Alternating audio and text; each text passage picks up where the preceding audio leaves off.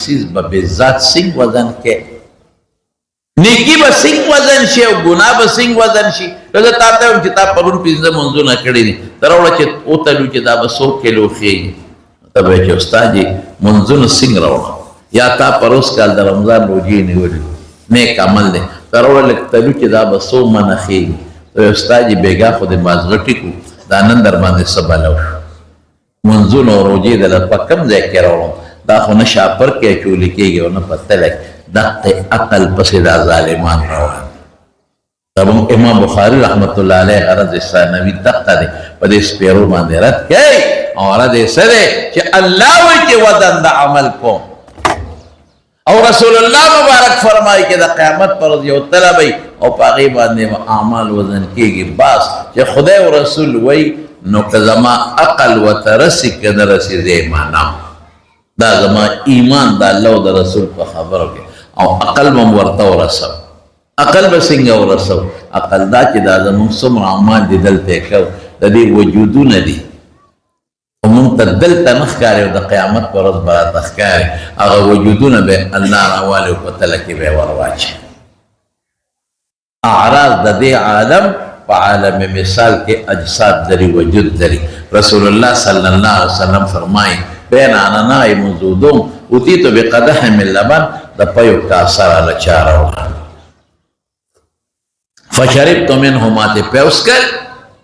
واعطیتو فرضی عمر ابن الخطاب چی زیادی پاتی حضرت عمر رمی عمر کر صحابت اپوس کی ما اولتہو یا رسول اللہ دا خدای رسول تعبیر دے ورسو استا وی العلم اولتہو العلم علم اس علم غیر مادی شیدے وخوب کے شکل دا پایو دے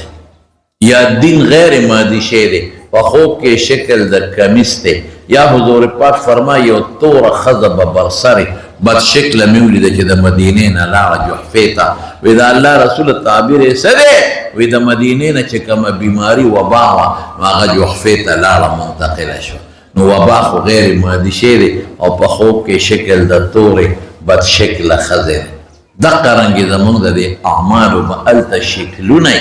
ابر آواخلی او پتلکی بے وانچے حضرت یو خبرکم پیزان پوئے دا شکلو نا بے سنگئی اللہ تا پتا خو خاصیتو نے پہ حدیثو کشتا دا نیکے خاصیت دا دے کہ دا با یخی یخوالی بی پکی او دا گناہ با گرموالی بی پکی لکه بعضی سیز وی ما هغه یخی چې لاس کې بندونی سي خوان ولا ورکوي او بعضی سیز ګرمي چې لاس کې ونیسي نو ویې غورځوي چې لاس مې ونه سوځي د نیکۍ یو صفت دا چې دا به یخي ګناه به ګرم نیکي به خشتۍ ښکلې به سړی به وایي چې کتې مې وته خوان به ونه ورکوي او ګناه نه به خلک نفرت کوي بد شکله به شکل به یې سخی د نیکۍ نه به خوشبویي ځي او دا گناہ نبا بدبوئی دی دا صفتون راغلی پا حدیثو بل اغنی کی چه اغی سر ایمان وی دا اغی وزن بی او چه کمی نیکی سر ایمان نی لکه دا کافران هم یو بل سر خیر خیگره کئی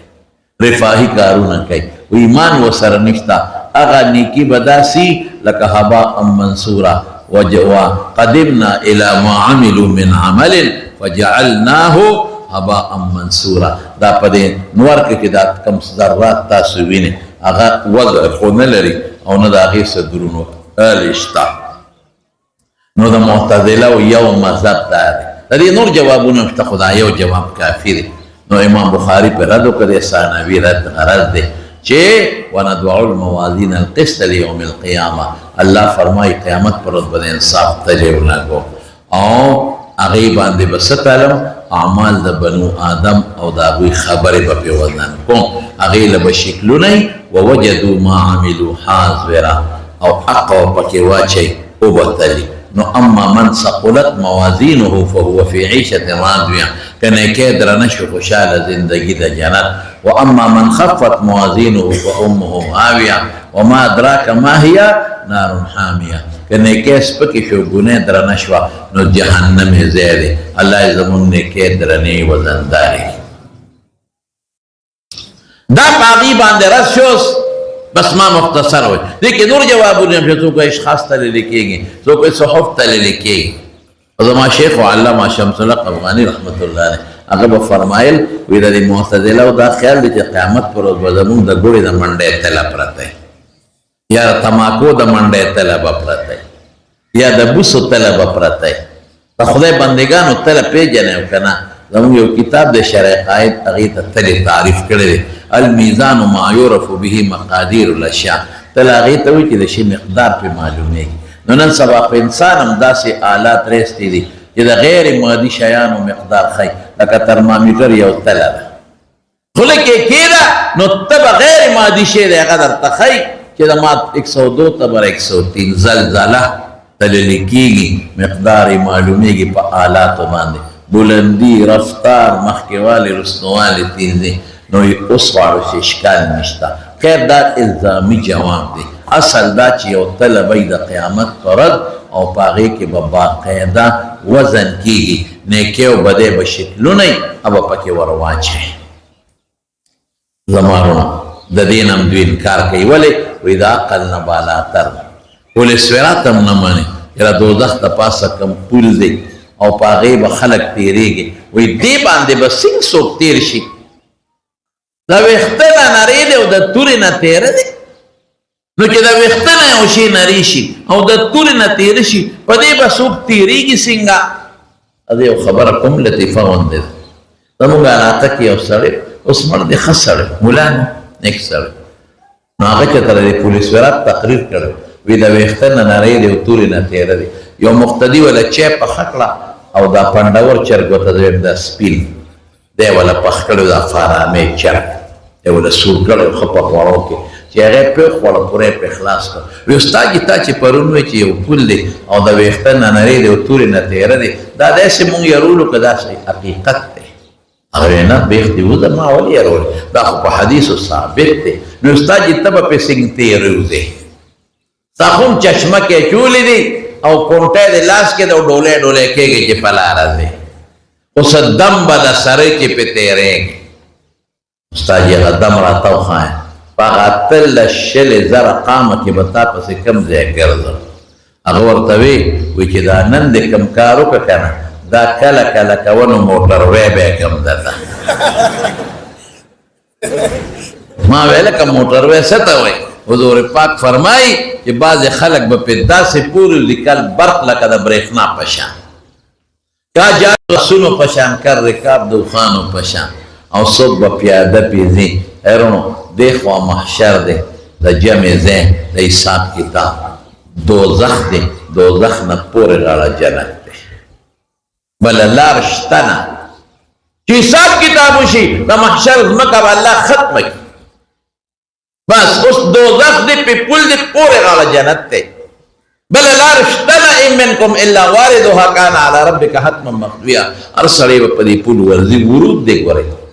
مجاوید وخانه دی تیری کدون کے ننے ورزی بپے نو کدا اللہ طاقت چا سرائی و پوری بودی کدا اللہ طاقت نو سوکنشی پوری ورزی چا گناہونا تی پدی تاو ختمی گی رو سزا و تملاوی گی او سوک پدا اسوک کپا منڈا حضور پاک فرمائی بخاری مسلم کے حدیث تی منڈا بوئی اللہ بے ورطسنا ساسانے اس دی ویداوی نمانو ویدا قل نبالاتا زمارون تاسو یو مثال در کم چی تاسو پوش یو سړی دی په سترګو ړوند دی ړوند ما سره م یو نابینا ملګری دی کله کله نعتونه یې تاسو اورئ بشیر جان یې نوم دی هغه نه مې یو ځل تپوس وکړو مې بشیر جانه ستا پړه څه ارمان دی هغه ما ته وایي چې زما پړه د ارمان دی چې دا تور رنګ څه ته وایي او دا شین څه ته وایي او دا سپین څه ته وایي تور څه شی دی او سپین څه شی دی او دا شین څه شی دی او دا خړ څه شی دی یاره ما وایي واقعي نرم او کلک خو به په لاس معلوم کړي لاس خو د لون شته ګرم او یخ به په ژبه معلوم کړي په ټچنګ به معلوم کړي دا شی ګرم دی دا او خوږ او تریخ به په ژبه معلوم کړي اواز به په غوږ معلوم کړي خوشبو بدبو به په پوزه معلوم کړي لیکن واقعي دا رنګونه خو دې نشي معلوم ما ورته تاسو خوبونه څنګه یې په خوب کې تاسو څه وایي موږ په خوب کې انسان نینو وجود نینو اوازونه وو چغې وو اوازونه موږ څوک وینو نه په خوب کې دا هغه چې پیدایشي ړوند دیګ وایي چې وروسته ړوند شوی هغه زمونږ په شان خوبونه وایي موږ اوازونه ما دې هغه کې وایي واقعي چې دې خو دا رنګونه د سر نه بلکل نه پېژنې لکه دا خو که تا چې تا ښه توره او بدنما ښځه م درته په نکاح کړه نو تا ته به پته نه لګي ته به وایي چې وحور عین د جنت نه راغلی یو لطیفه به راته ووایم هلکه شی خطرناکه ده خو خیر وایم یې درته مونږ یو قاري صاحب هغه له ښځه کړې وه هم د افغانستان وی ښځه راله وکړې چاته مې لکه څوک ښځه والا وکړې وله هم ښځه وکړله بیا مبارکي یې راورغلم محفظ صاحب ښځه دې څنګه ده وی څوک خو شته نه ما یې ته څوک څه کوې نه وي ځان له درته وایم مې ښځه وایه څوک نشته وی ولا چې ډېره ښایسته ده ولا چې ډېره ښایسته ده نو مې ستا بېخوده ستا خو نظر نه لګي نو تی په خشتوالي څه پېژنې هلکه بېادبي دې معافي مخکې مې راته وویل مې تا ته څه پته لګي چې خشته ده ستا خو نظر نه لګي وی پستره نو د ړوند سړي خو نظر نه لګي دا خبره درته ښه په دې ذهن کې اچوم چې پې پېښ ړوند سړی ښکلی څه ته وایي دا هغه خپل سوچ دی دا ښکلی دی دا ځای پوست دی هلکه دا خشته دی مثال پته وایي ړوند سړی ښکلی څه ته وایي هلکه چای خوږه ده نو دا خشتره په ژبه یې پېژني خو رنګونه خو دی نه پېژني